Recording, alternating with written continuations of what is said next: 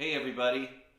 So I'm making the In Through the Outdoor video before the Presence video because I have this drum set, and as you all know by now, I've made a bunch of videos here in this space in Wisconsin that I rented out. And I thought it would be a wise idea to make the In Through the Outdoor video with this kit.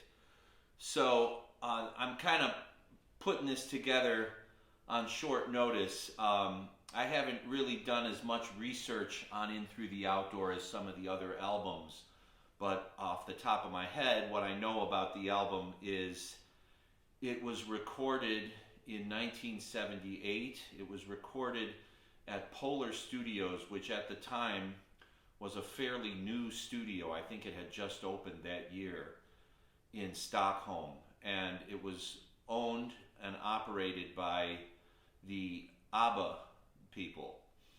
Zeppelin were one of the first bands, I think, to record a major album there. I think Genesis recorded Duke there. I'm not sure what other albums, of course, ABBA albums.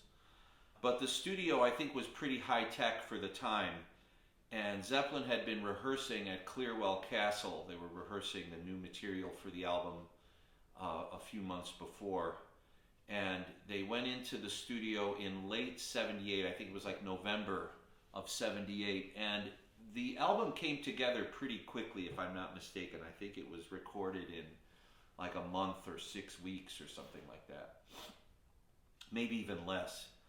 And what's commonly known is that the album featured the writing and arranging of John Paul Jones more dominantly than previous records. So a lot of the album was recorded and kind of fleshed out with John Paul Jones and Robert at first, laying down the basis for the tracks, collaborating on the songwriting.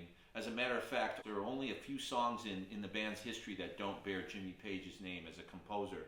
And All My Love is one of them, and Southbound Saurez is the other. So, you know, Percy and Jones were really working on this record together in tandem, and for the first time, I think, in their careers, you know, they did that pretty much exclusively. And then Page and Bonzo would come in generally in the evening and lay down their parts. So, you know, I'm not saying that Jimmy wasn't involved much in the recording, but certainly to a lesser extent than he was in the past. I think they came up with an outstanding selection of numbers. And actually, when you think about like all the tracks that didn't make it to the record, there are several tracks like Wearing and Tearing, Ozone Baby, Darlene. And you know, those are good tracks. Darlene, especially to me, is a great track musically speaking. It's almost got like I think of the ocean because it has sort of two halves. It has the funkier grooving half, and then it's got like a swing shuffle second half, much like the ocean did. So, and Bonzo's drumming is just incredible throughout the whole album. Carouselambra featured brilliant drumming, and then of course Fool in the Rain, one of their best-selling singles, is propelled by that incredible, you know, variation on the Purdy Shuffle beat, which is iconic. So the album was a big success commercially. It went to #1 on the Billboard chart. It came out, I think it came out right after the Nebworth concerts in August of '79. And so like I said, you know, I'm just throwing this video together kind of on the fly because someone had mentioned doing In Through the Outdoor analysis with this kit, and I thought, yeah, that, you know, I had thought about that, but I really wasn't as prepared as I had wanted to be for it. But I'm going to go ahead and demo each tune. They're going to be a little bit shorter because some of these tunes on the album, well, in particular Carouselambra is an epic, so I'll try to go through the various drum parts on that. But one last thing I want to say about the recording, there are a couple photographs of the studio when the band was set up, and you can clearly see Bonzo's stainless kit set up, and there are many mics around it. It appears that the toms are mic'd, although it's a bit distant, but you can definitely see the steel kit setup, and then in the far left corner of the photo you can see a green sparkle kit. And the bass drum has a clear reso head with a felt strip. So I found that to be very interesting, and I wonder which songs were recorded with the 3-ply kit and which, I think most were recorded with the steel kit. At least it sounds that way to me. There are outtakes. I think most Bonham fanatics have heard the isolated drum tracks from Polar Studios, which are just amazing. But those tracks sound like the steel drums to me. So without further ado, let's go to the drum demos for In Through the Outdoor. I've got to have. Okay, so the album begins with In the Evening.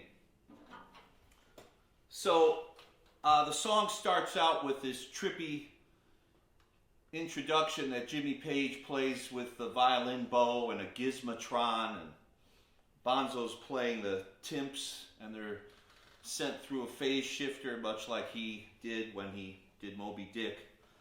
And after the count off, this is the groove that they come in with. It's a pretty straightforward rock and groove, but it has an element of funk again to it, and especially the bass line that John Paul Jones is playing is very reminiscent to me of, you know, James Jamerson or Duck Dunn. Check out the alternate mix of this on the bonus disc. The bass is a lot more prominent, and man, John Paul Jones' bass playing on this track is just extraordinary. He's just all up and down the neck, but it's always grooving.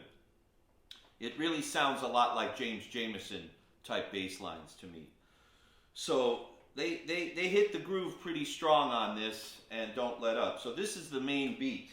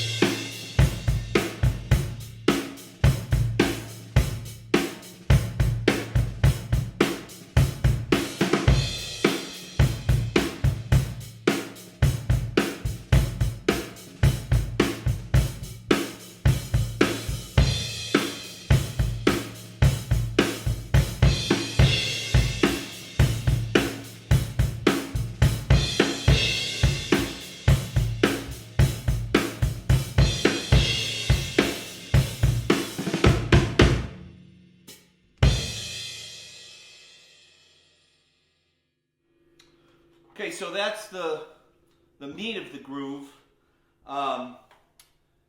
From that section, it moves on to, it basically stays in that pocket with some various fills that Bonzo does.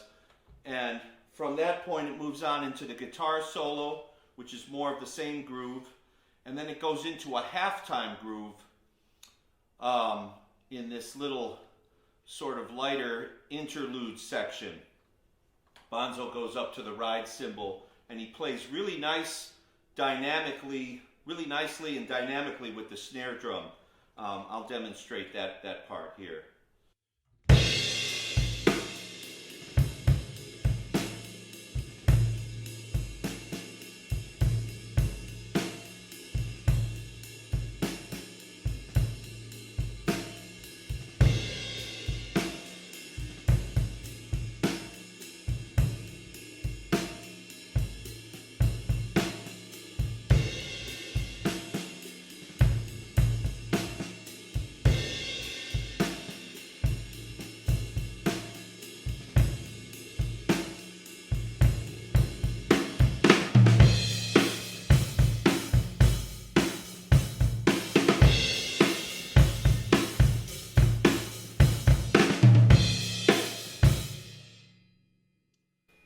He plays a lot of these flam type fills like that, where he sets a flam and then moves to the tom.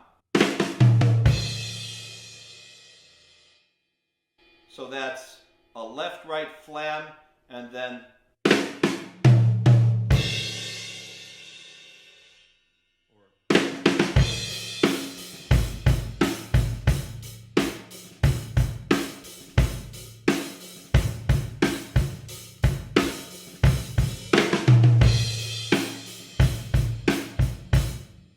like that. Also,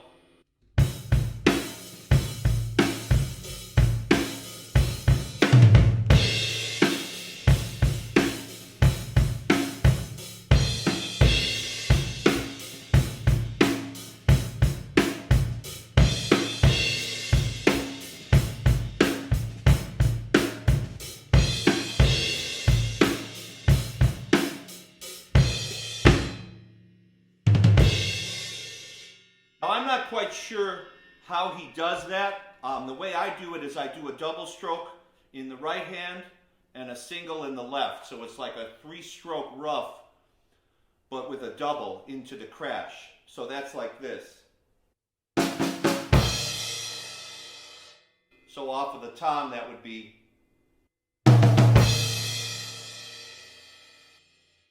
Sometimes it sounds to me a little like he's doing this though, which is a quick triplet into a crash.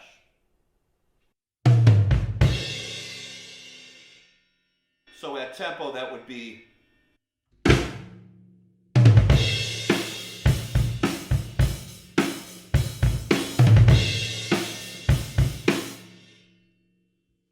But I do think that he often would do this.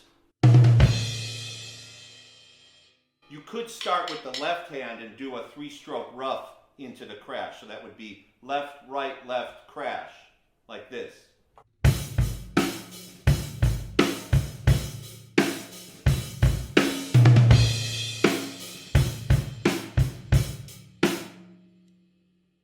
That's awkward to do though if you're starting on the floor tom. If you're starting on the floor tom, it's definitely easier sticking to do a double stroke in the right hand first.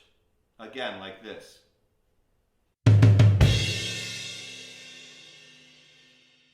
So that's in the evening. Okay, so next up is Southbound Saurez. I'm not quite sure what the title refers to, but maybe it was a typo. They meant to spell Suarez and they spelled Saurez. Anyway, maybe a Saurez is a type of sausage. I don't know. But the song, I did a demo analysis of it a couple years ago, so I'm not going to spend a whole lot of time on this particular song other than just to basically demo the beat. And the main thing I want to say is that this drum beat is very similar to Whole Lotta Love. It's basically the same bass drum and snare pattern with some slight variances here and there, but you know, it's basically the same beat, only it's not swung as much and it's faster. And I'm convinced that there is a hi-hat overdub on this song. I don't think he was playing the 16ths on the hi-hat all the way through, and it's not because I think he couldn't do it or it's not physically possible. It's perfectly possible. It's that the feel doesn't feel to me like a one-hand groove. And I later found out, after I made my demo video, the studio, you know, like multi-track record for the drums clearly shows the miking for the, you know, snare and the bass drum and the overheads, and there's a separate track that says hi-hat. So that tells me that there was definitely a hi-hat overdub, at least for part of the song. But I think the whole song he was playing with just eighth notes with his right hand and then decided to overdub. And you know, Bonzo did this on several occasions where he would overdub a hi-hat part, like Over the Hills and Far Away. I also think that Ozone Baby has a hi-hat dub. In the middle of the song, there's a section where you can hear hi-hat come in. So anyway, I'll post a photo here in the video when I edit everything. I'll post a photo of that studio record from it's from the deluxe edition, where a lot of the photos in the deluxe editions are of the studio notes and so forth. So anyway, without further ado, here's the basic beat.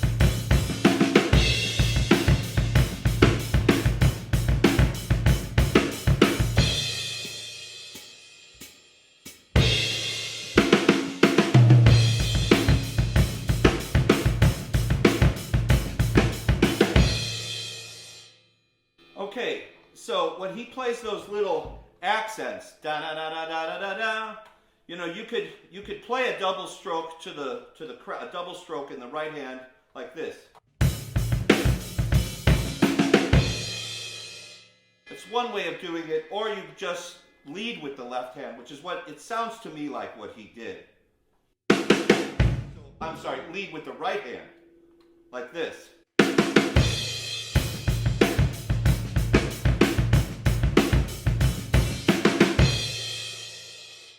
It sounds like he's coming off the hi-hat into a rim shot.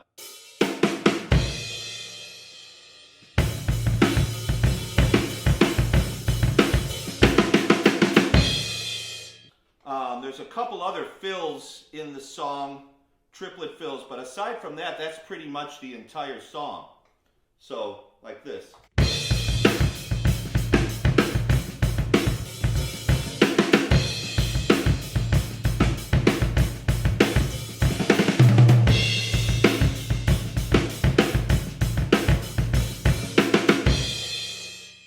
And then there's also the bucket of fish, you know.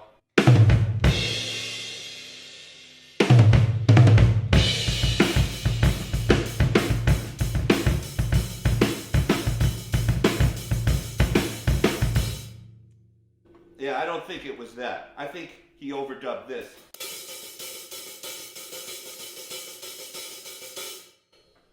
Also, if you listen to that hi-hat part, it has a bit of a swing to it. It's not real straight 16ths like.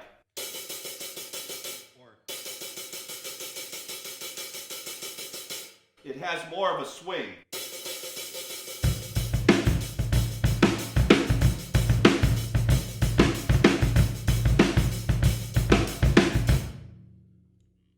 You know, it's a New Orleans kind of feeling to that beat.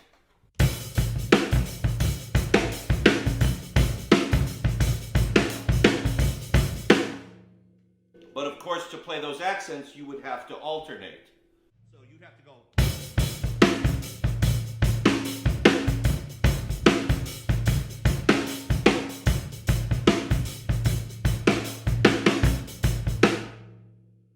And you can hear how much that sounds like a New Orleans beat, like a very much like a meters, like a zigaboo modalist kind of beat. So that's Southbound Saurez. Okay, so Fool in the Rain. Again, I did a pretty extensive video, couple videos actually, on this song. More recently, I did a complete cover, and I did as much of the percussion as I possibly could, minus the marimba. So I'll post links to that as well. So with Fool in the Rain, I have a tutorial video that really breaks down the beat. I separate, you know, the different parts that the limbs are playing and stuff. So I'll post a link to that, and I won't make this video too long with all of that. But basically, you know, it's a halftime shuffle. Likely it was inspired by Bernard Purdie from his performance, especially I think on Steely Dan's Asia record, on Home at Last, which came out just before this. I think it was in '77. So I'll just demo the beat right now and a couple of the fills, and then we'll talk about like the samba groove that he played. So here it is.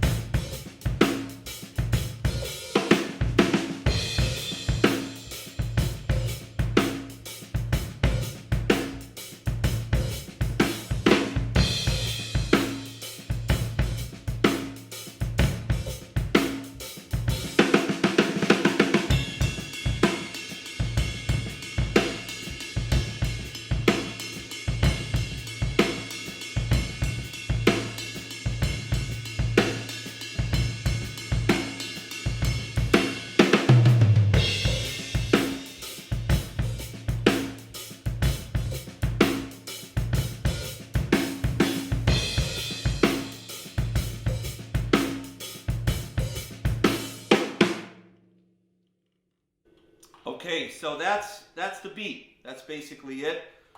The samba section it's actually a fairly simple beat that he's playing.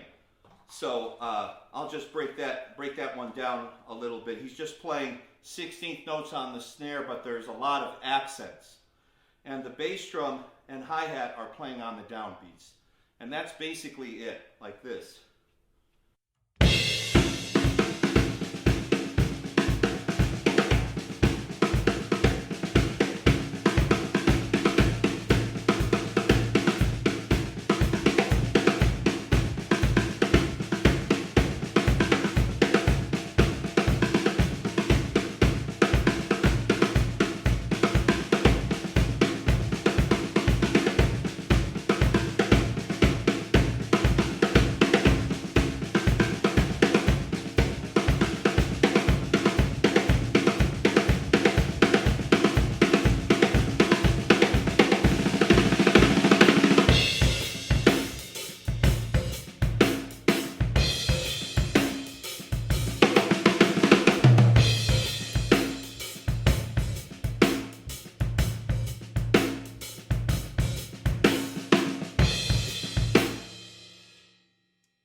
Okay, so in that part, the timbale plays a break, the drums keep playing through there. And then the next fill is, of course, the big fill.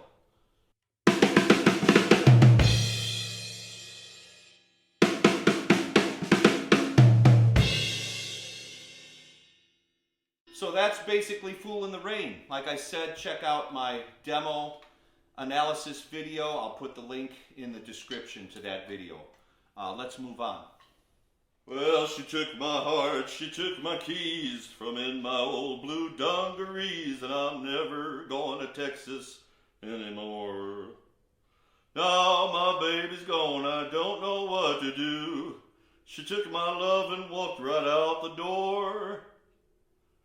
You know, I can imagine Johnny Cash singing this song. Much better than that. Yeah, I know, I'm a little insane. It's a pretty simple little shuffle kind of beat, sort of a drop shuffle. He's not shuffling into the backbeat, he's actually hitting the backbeat and dropping the stick like this.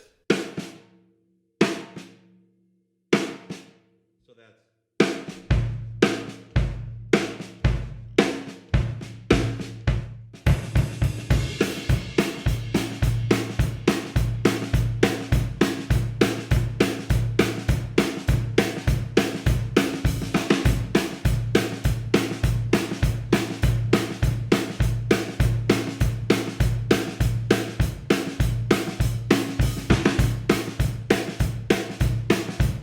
That's basically the beat. There's a couple little fills in there. He moves up to the ride cymbal on the chorus.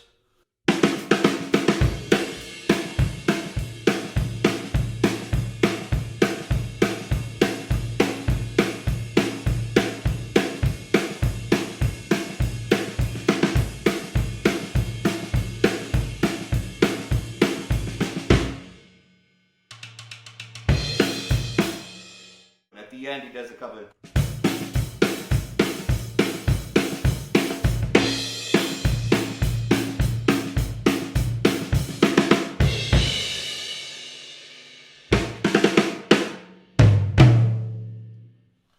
Okay, side 2 opens with Carouselambra, which is a grand epic, a typical Zeppelin epic song. As a matter of fact, the alternate working title is The Epic. The opening section has this driving groove that again, Jones and Bonham are locked in and playing extremely funky. It's hard rock, but it's very heavily funkified. Another outstanding bass performance. If you just zone in on Jones' bass playing on this song, it's very rewarding because he plays so great on this entire track, but especially this first section.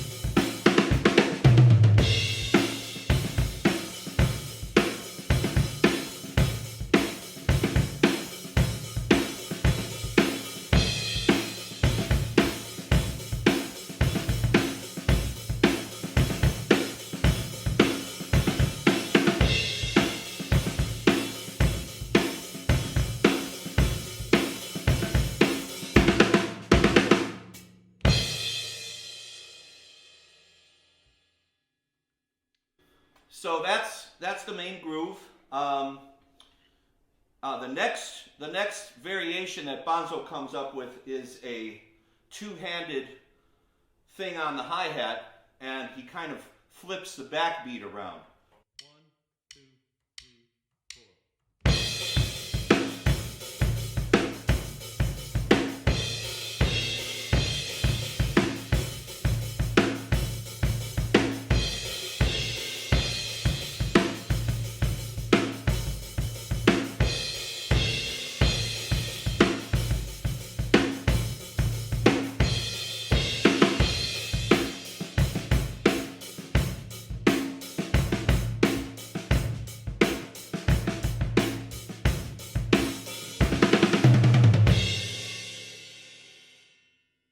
A lot of those kind of fills in there.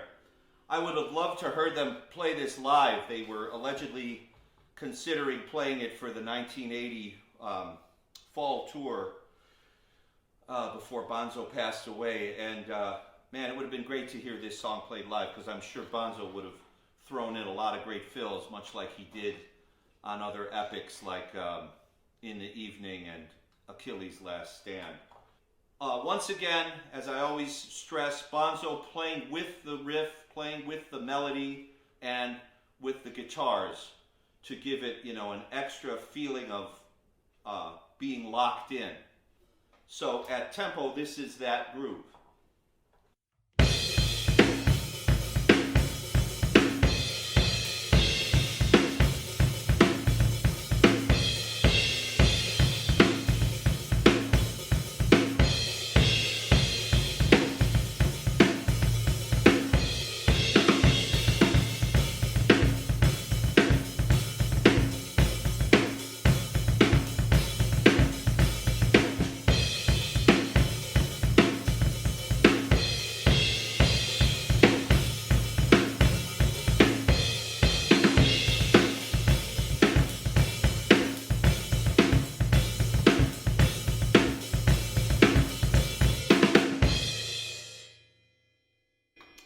Okay, that's similar to In My Time of Dying, that second half of that groove, when it goes to the da da da da da da da, that part.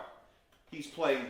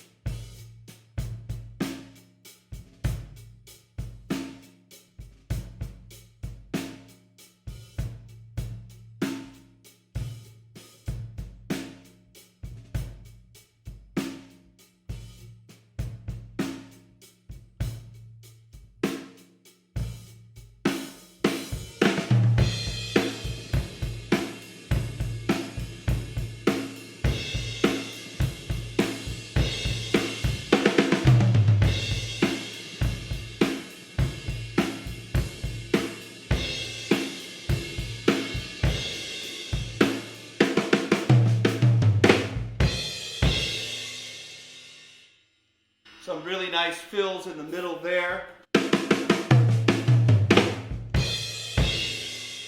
then of course the last one of those fills is this one.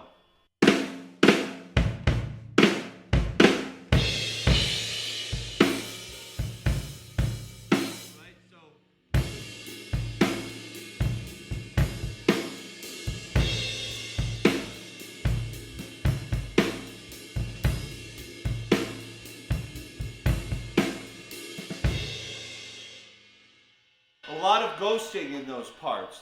There's a lot of left hand, subtle left hand work in between in those parts.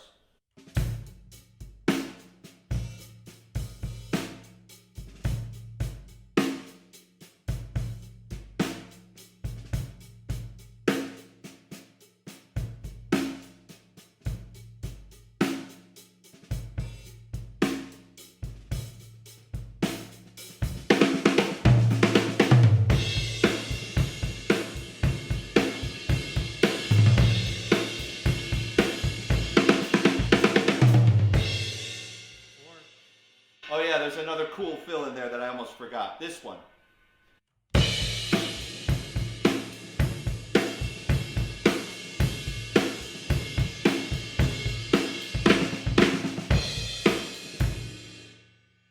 Again, flams with single strokes.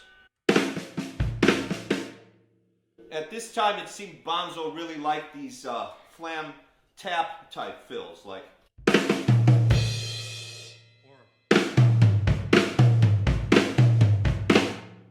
Which is a bit harder because you're going from the flam to a left hand instead of a right hand.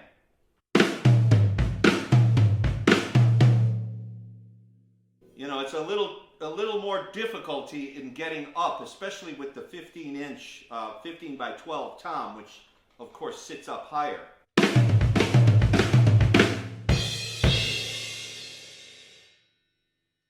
But yeah, those flammy fills are really nice, and they have a little bit of swing to them as well.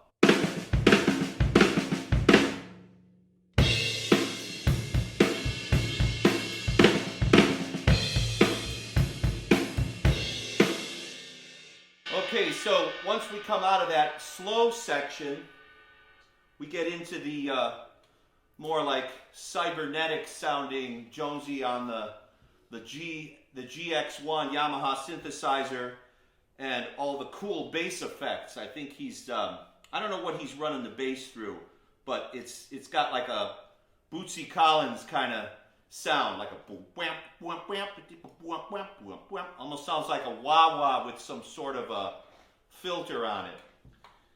And that's just a pure funk out, you know, that's like, they just throw down on that. Now, a lot of people criticize this album because of the heavy use of the GX1 and that synthesized, you know, nature of a lot of the compositions. But, you know, I love this tune, and I think it's a brilliant composition. Some of the sounds of that keyboard aren't my favorite, but the way they play on this track is just incredible. So going out, there's a lot of epic drumming coming from Bonzo with these big fills, and this is also a pattern which I talked about in the analysis of physical graffiti in particular, where, you know, it's often like a bar of drums, or I'm sorry, a bar of groove, or 2 bars of groove, and then a bar or 2 of drum fills within the groove. And that's exactly what happens at the end of this song. It's kind of like a showcase. It's a way of showcasing Bonzo, like at the end of Kashmir, at the end of 10 Years Gone, at the end of In the Light. There's a lot of songs I can think of that have this kind of formula or pattern. And so I'll just start playing this groove and then play some of those big fills.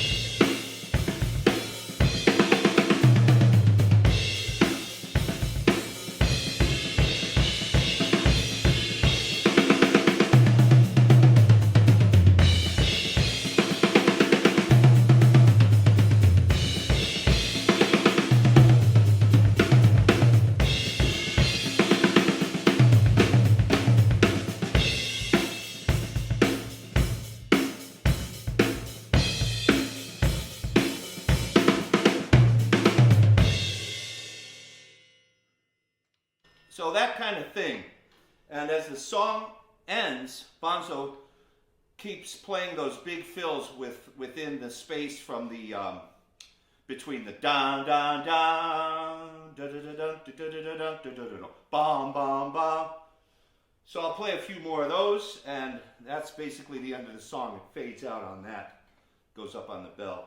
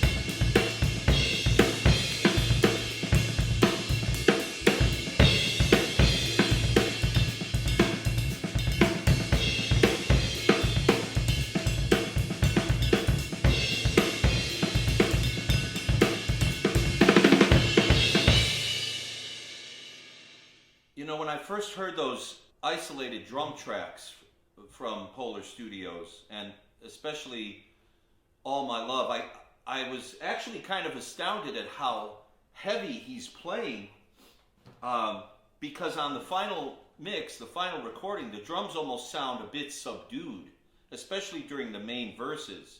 But it just goes to show, you know, he put a lot of weight into everything he played and was a very dynamic player. But when you listen to the isolated track, you can really hear all the nuance and all of the interesting ghosting that's going on in the snare drum and the swagger of the beat as well. So if you've never heard those recordings, I highly suggest you look up isolated drums for Fool in the Rain and All My Love in particular. I'll just start playing some of the basic beat. It's pretty clear what he's playing. Especially from the isolated track, but again, there's a lot of left hand work in there that kind of needs to be there to give it that feel. Also, I think one of Robert Plant's greatest lyric achievements, this song, which is obviously dedicated to his son, who had passed in 1977. So here we go.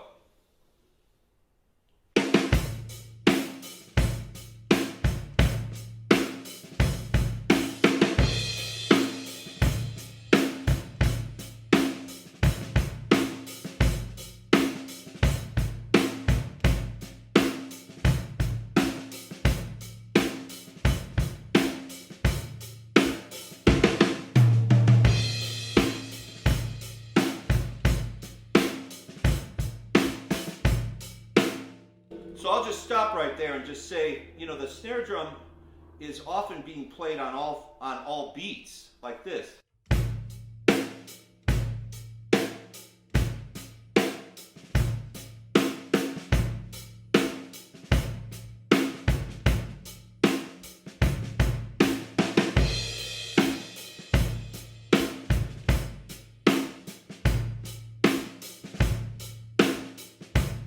So that's something to really work on to get that feel with the ghosting, is playing, you know, I would say the backbeats are like a forte or even a fortissimo if you want to get specific about the dynamic level. And the other stuff on the snare is like pianissimo or piano, you know, like.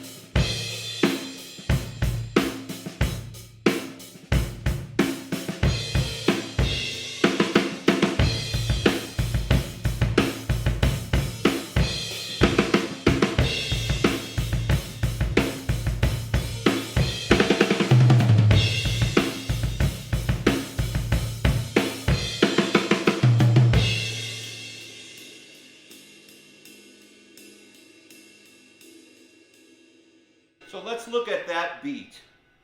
I don't know if I have ever heard Bonzo play that beat before, at least quite that way. It's this. 1, 2, 3, 4.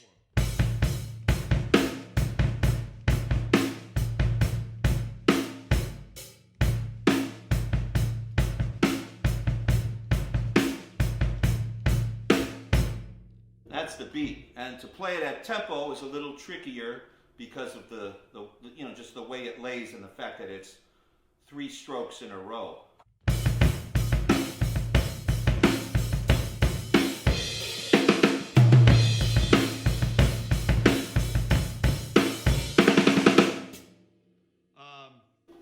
The second time he plays some nice fills.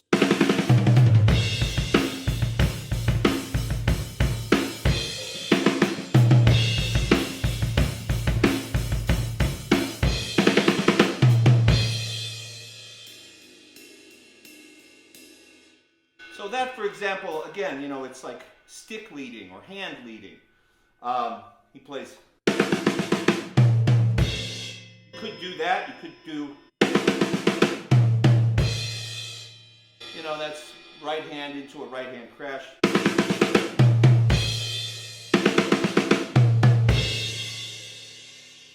There are options. There's always options.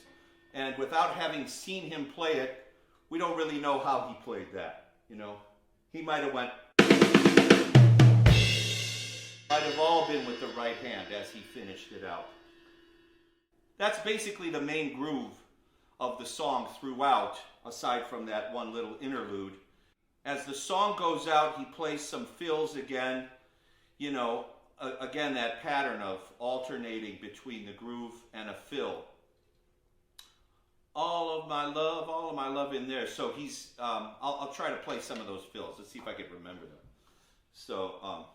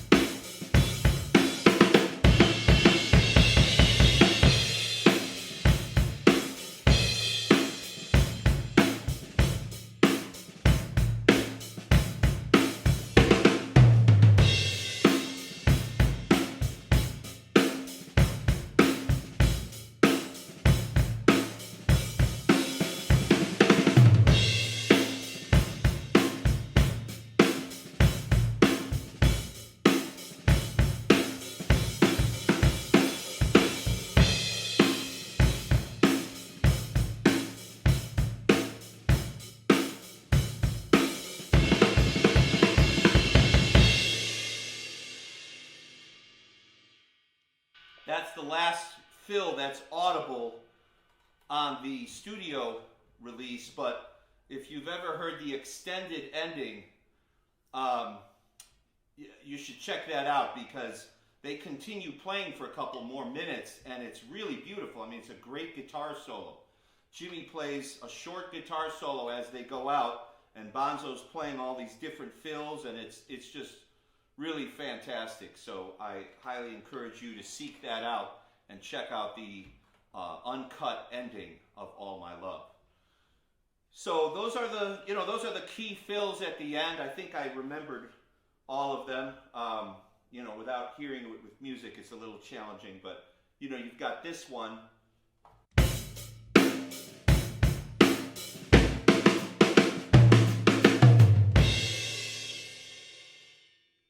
straightforward. And then there's the one that's sort of its cousin, this one.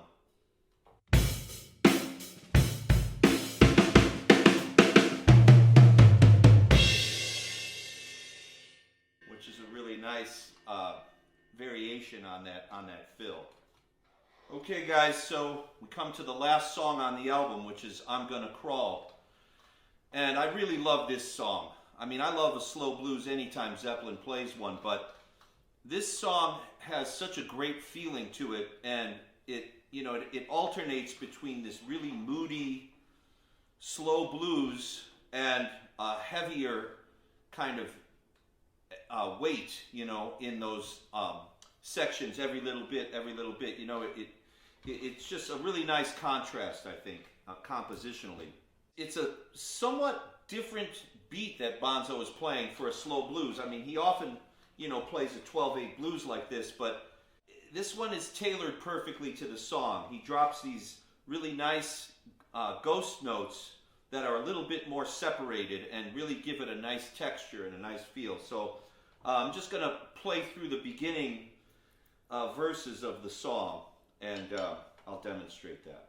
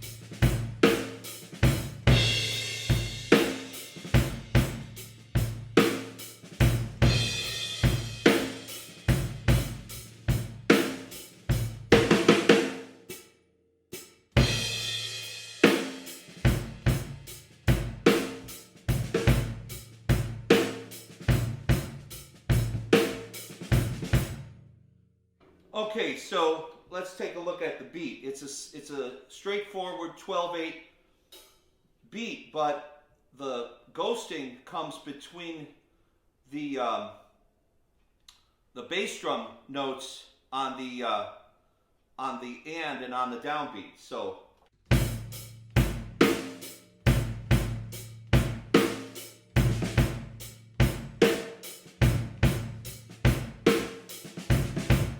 sometimes he does two little triplets before the first bass drum note, but often it's just right in between, so that's.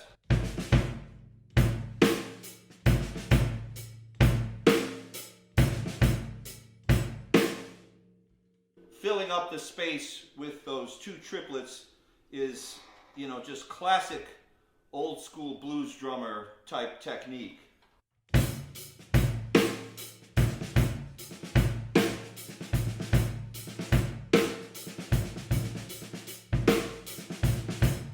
That kind of thing. So when it gets into this heavier section, you've got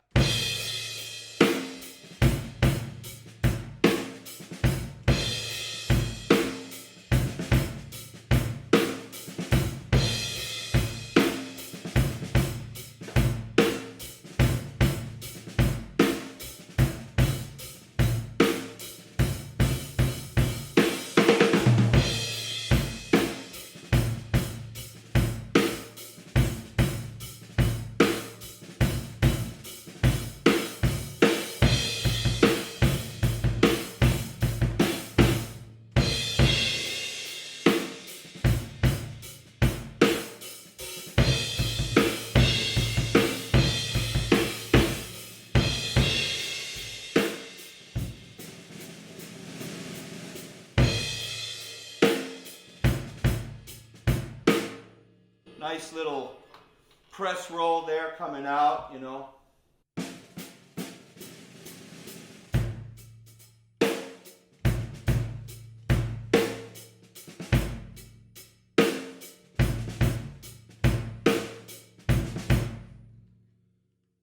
I think he goes up to the ride cymbal at that point.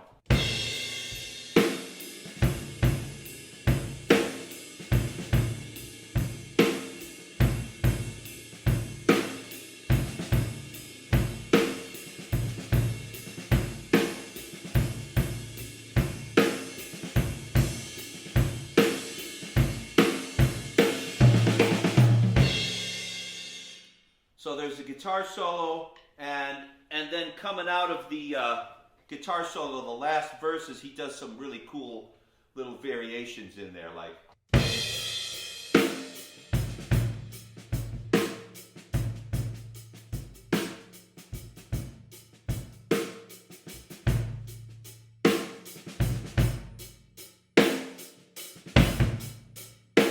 Drops one of those in there, which I love, you know.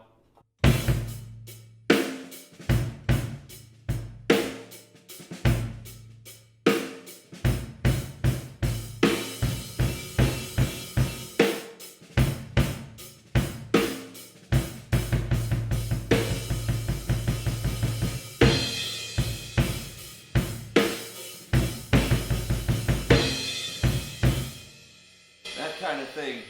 It's a great song. It's a great feel to practice. You know, I highly suggest that when you're learning to play a 12/8 blues and want to get beyond just a straight.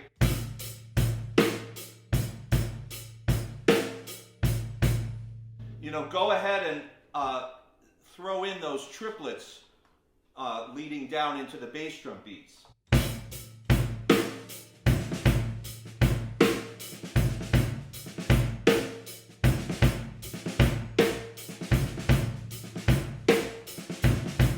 You know, you don't have to do it every single time, but it's a good thing to practice to get comfortable, you know, to have it in your fingers and have an ease with it so that you're not thinking about it too self-consciously as you do it. It should become second nature, which obviously to Bonzo it was. And in this song, I'm Gonna Crawl, is really one of my favorites on the album because of the kind of restrained but powerful drumming and the beautiful sound that he gets out of the bass drum. It's such a great sound that they got at Polar Studios, and I believe with the stainless steel kit. And this kit is pretty authentic to that era. It's the late 70s, except for this tom-tom, which is a 60s era tenor drum.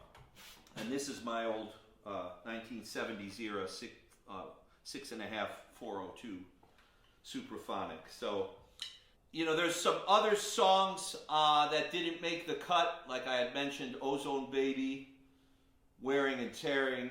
I'm not sure if I'll cover those at some point or do some breakdowns, but Darlene, I just did a cover of a couple days ago. As soon as I got here to this location and set up the drums, that was the first song I recorded. So you can check that cover out for Darlene. As I said, it goes through these two different sections, you know, which is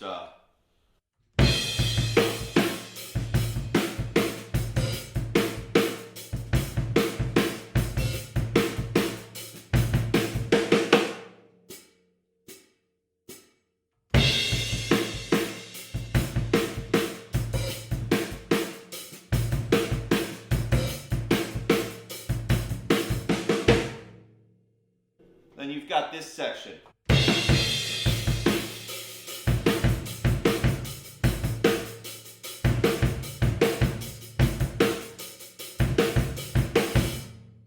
Another unique Bonham beat that is right in sync with the guitar riff. So it ends up having this kind of like slightly topsy-turvy feeling because he's not playing on the backbeats. Another drummer might just simply play straight through there. 1, 2, 3.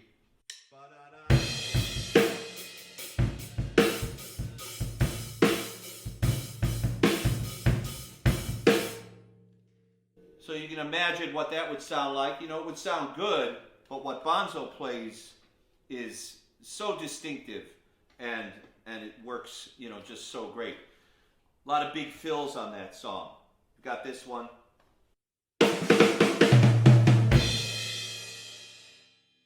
So that's as it gets into the swing section, he plays some incredible fills. You know, like this kind of thing.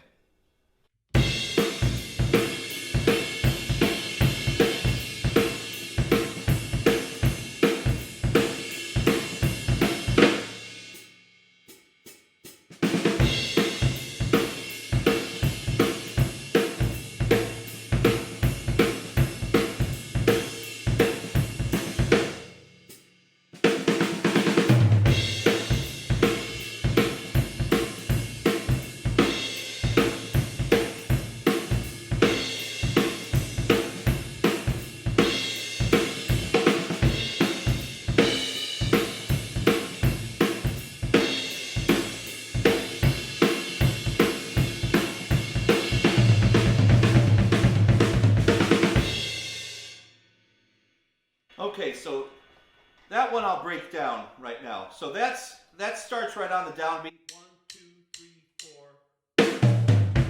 So he's playing.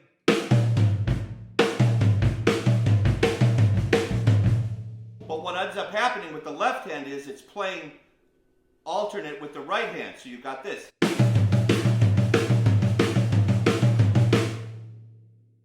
So it's triplets, but it's subdivided into fours. And the bass drum is on the upbeats.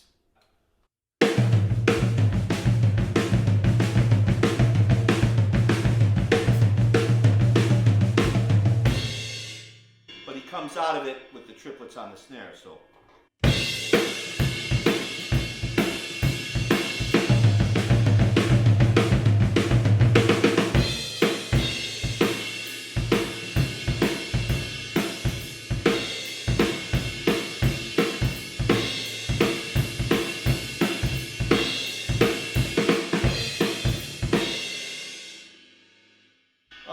There's a few more good fills in there. Let's see. So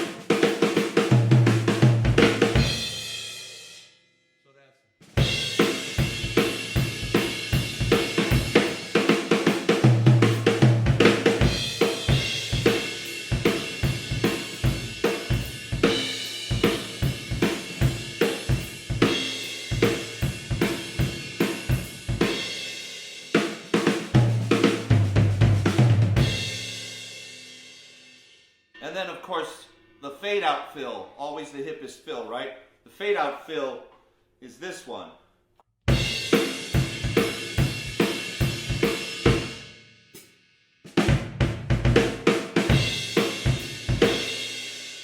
That's also what he plays on, what song is that? Man, I'm drawing a blank. On Presence. You know. On Hot Song for Nowhere. So that's Darlene, and then Ozone Baby, let's see, Ozone Baby. So Ozone Baby, you got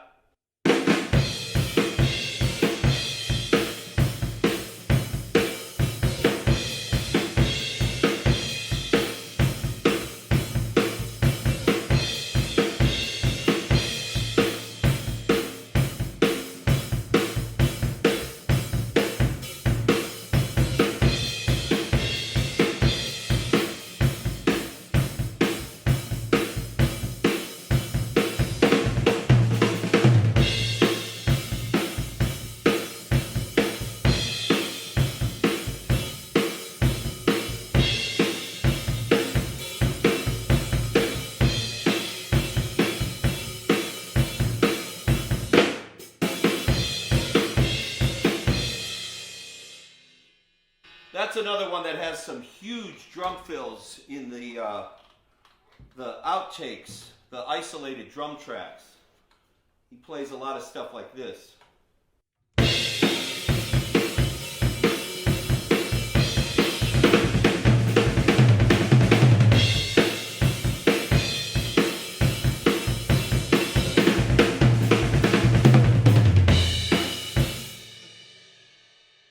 You know, that kind of thing. Again, hi-hat overdub in that song during that little interlude.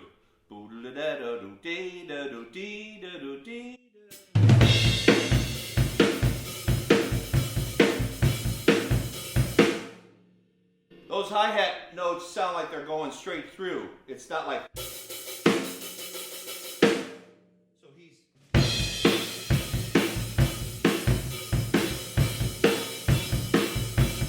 then there's... And then coming out of that, you've got the section that's...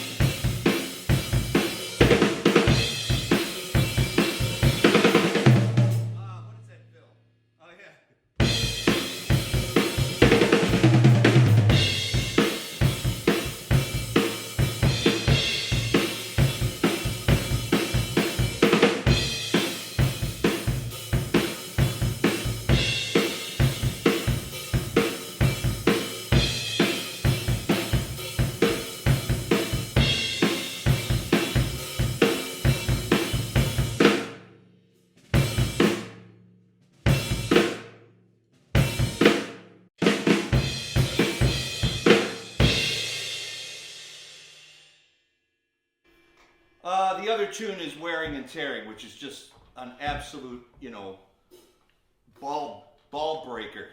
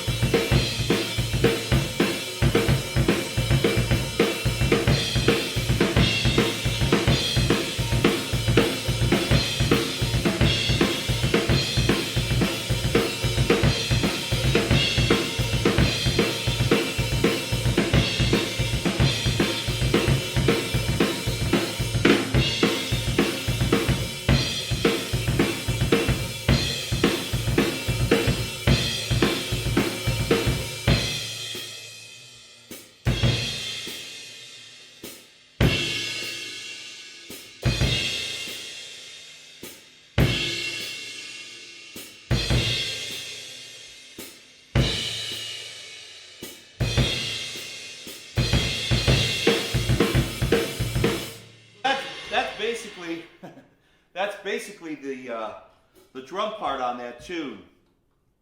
She's just an old friend.